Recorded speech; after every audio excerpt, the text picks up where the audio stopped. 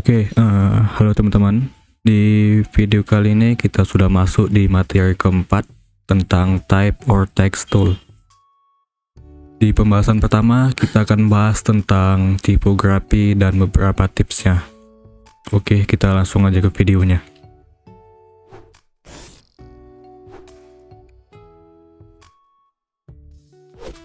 Nah, di video kali ini kita nggak akan praktek, kita cuman akan mengenal apa itu tipografi dan beberapa tips untuk membuat tipografi yang baik dan benar.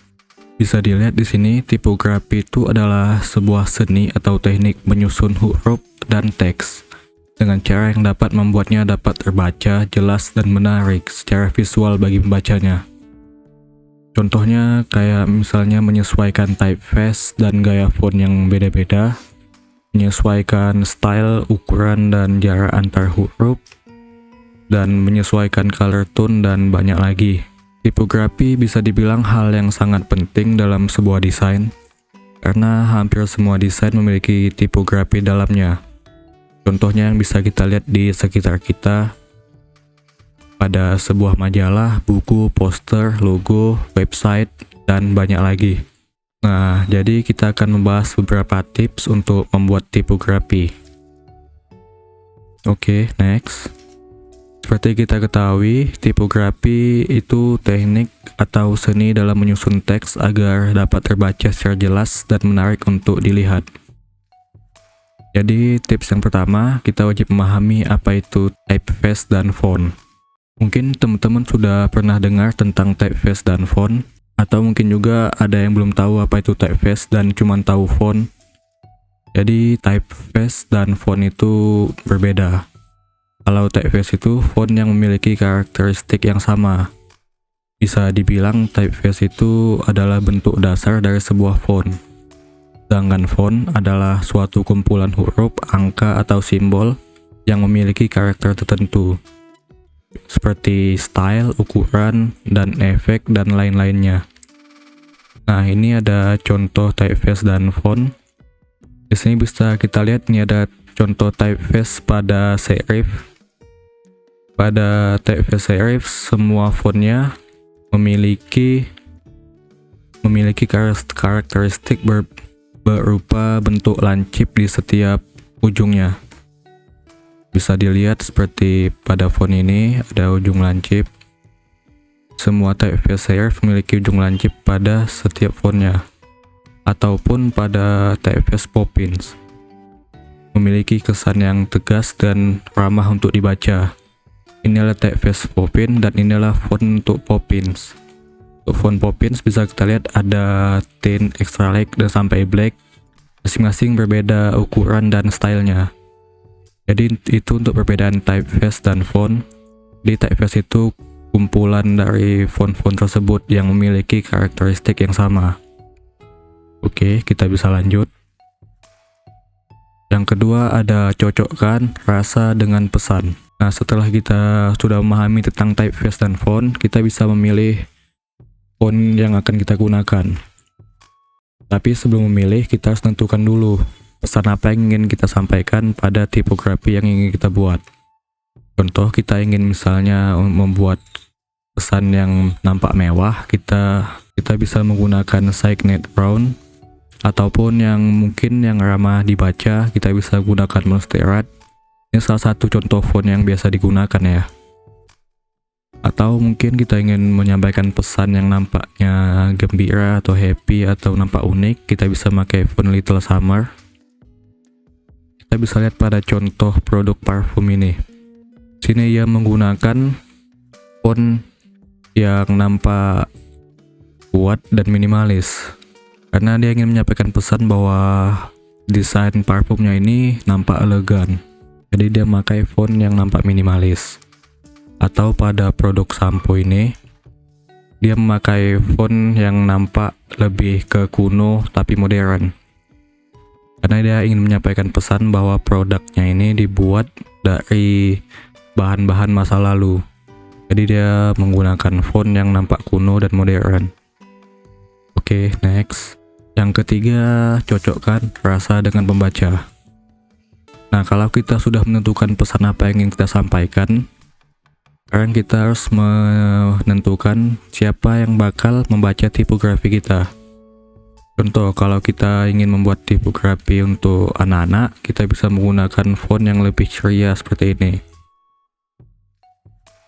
Font yang membuat anak-anak menarik untuk membacanya. Atau contohnya pada majalah umum, kita bisa lihat di sini menggunakan font yang ramah untuk dibaca. Jadi siapapun yang membaca majalahnya tidak merasa tidak enak gitu. Kalau misalnya kita gunakan font untuk anak-anak ini pada majalah umum, kan kesannya jadi agak aneh. Oke, next. Cocokkan ukuran font dengan konteks desain. Dalam membuat tipografi, tingkat keterbacaan suatu tulisan harus diperhatikan. Jangan sampai kita membuat pembaca frustasi untuk membaca tulisan kita karena terlalu kecil, atau merasa terganggu karena tulisan terlalu besar. Aturan praktisnya untuk pembuatan media cetak seperti buku atau koran, itu kita bisa menggunakan ukuran body text ukuran 10-15 pixel, atau untuk website biasanya 15-20 pixel. Jadi setiap desain yang kita buat itu kita bisa tentukan ukuran dari font yang akan kita buat. Contoh pada poster ini, di sini kita menggunakan font yang besar karena ini untuk poster, jadi orang lebih gampang melihatnya. Kalau kita pakai font yang kecil, maka pesan yang ingin disampaikan nggak bakal terlihat di poster ini. Kalau pada buku, kita sudah tahu tadi biasanya font yang digunakan adalah 10-15 pixel agar mudah untuk dibaca. Dan seperti pada kartu nama, kita bisa menggunakan font yang ukurannya lebih kecil. Karena ukuran kartu nama juga lumayan kecil. Jadi supaya tidak memakan space, kita menggunakan ukuran font yang kecil. Oke, next. Membuat hierarki. Hierarki ini maksudnya penyusunan posisi setiap teks pada desain kita, masuk juga ukuran font. Sebetulnya hierarki ini sangat penting, terutama untuk desain yang memiliki banyak teks, kayak di majalah, buku, koran, dan lain-lain. Jadi untuk menentukan hierarki ini, kita bisa lihat ada heading, yang berarti judul utama. Di sini menggunakan font yang lumayan besar, agar pembaca juga tahu bahwa inilah judul utamanya. Selanjutnya ada subheading, biasa dibuat level 2. Ini adalah seperti rangkuman tentang isi yang bakal kita baca. Jadi kita bisa melihat garis besarnya di sini dulu. Lalu ada body text level 3. Ini isi bacaan yang bakal dibaca oleh para pembaca. Jadi setiap font berbeda-beda ukuran tergantung kegunaan dari setiap teks tersebut. Jadi untuk judul biasa dibuat agak besar yang biasa disebut heading. Lalu ada subheading di bawahnya yang fontnya lumayan tidak besar dan juga tidak kecil. Dan untuk body text seperti yang kita tahu pada sebelumnya, ukuran normalnya 10-15 pixel agar mudah dibaca. Dan kita bisa lihat seperti pada website ini, di setiap tipografi dia membuat hierarkinya. Di sini ada judulnya, lalu ada subheadingnya, dan untuk body textnya. Jadi dia mengelompokkan setiap hal-hal yang akan dibaca oleh para pembaca. Oke, next. Jangan abaikan spacing dan alignment. Oke, untuk pertama kita akan bahas spacing dulu. Detail pada tipografi sangat penting. Jangan pernah kita abaikan detail pada tipografi. Contohnya pada spacing ini. Ini yang pertama kita akan bahas tentang tracking. Jadi tracking itu adalah jarak setiap huruf dalam tipografi yang kita buat. Kita bisa lihat sini untuk ukuran normal, lebih enak dilihat kan jarak setiap antar huruf. Contohnya L dan O ini. Jaraknya tidak terlalu dekat dan tidak terlalu jauh. Kita bandingkan dengan yang terlalu rapat. Sangat tidak enak dilihat. Sama juga halnya dengan terlalu renggang. Jadi kita bisa gunakan ukuran normal untuk membuat tracking di tipografi yang kita buat. Jadi jarak antar huruf itu harus diperhatikan juga. Next, ada leading. Leading juga termasuk bagian dari spacing. Kalau yang tracking tadi jarak antar huruf, ini jarak antar line per line. Jadi contohnya misalnya line 1 yang atas ini dengan line kedua ini ada jaraknya. Kalau kita lihat yang normal lebih enak untuk dibaca, sedangkan yang terlalu rapat jadi sulit membacanya. Kita bisa lihat terlalu rapat antara line 1 dengan line 2, ataupun terlalu longgar. Sebetulnya terlalu longgar juga bisa, cuman kalau dilihat jadi tidak enak untuk dibaca. Untuk leading kita bisa atur tergantung jumlah teks yang kita gunakan. Kalau kita gunakan banyak teks agar dia lebih gampang dibaca, kita bisa gunakan leading yang agak lebih memberikan space. Selanjutnya ada alignment. Seperti yang kita ketahui, alignment itu fungsinya untuk menerapkan apakah teks kita akan kita buat rata kanan, rata kiri, atau rata tengah, dan lain-lain. Dalam desain, menggabungkan beberapa alignment tanpa alasan hanya membuat tipografi tampak berantakan. Cukup gunakan satu alignment saja kalau diperlukan, dan hindari menggunakan justified atau rata kanan kiri, karena penggunaan justified biasanya akan merusak spacing dan membuat tulisan seperti berantakan. Biasa untuk body text menggunakan rata kiri ya, yang atas ini, dan biasa untuk subheading menggunakan rata tengah. Dan hindari menggunakan justified yang seperti ini. Kita bisa lihat di sini setiap spacing dari kata per kata itu sangat jauh.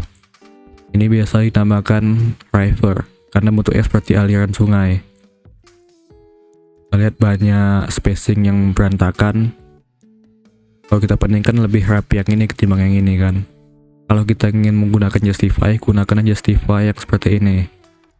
Jadi meskipun katanya tidak habis, dia memiliki garis penyambung untuk ke teks selanjutnya.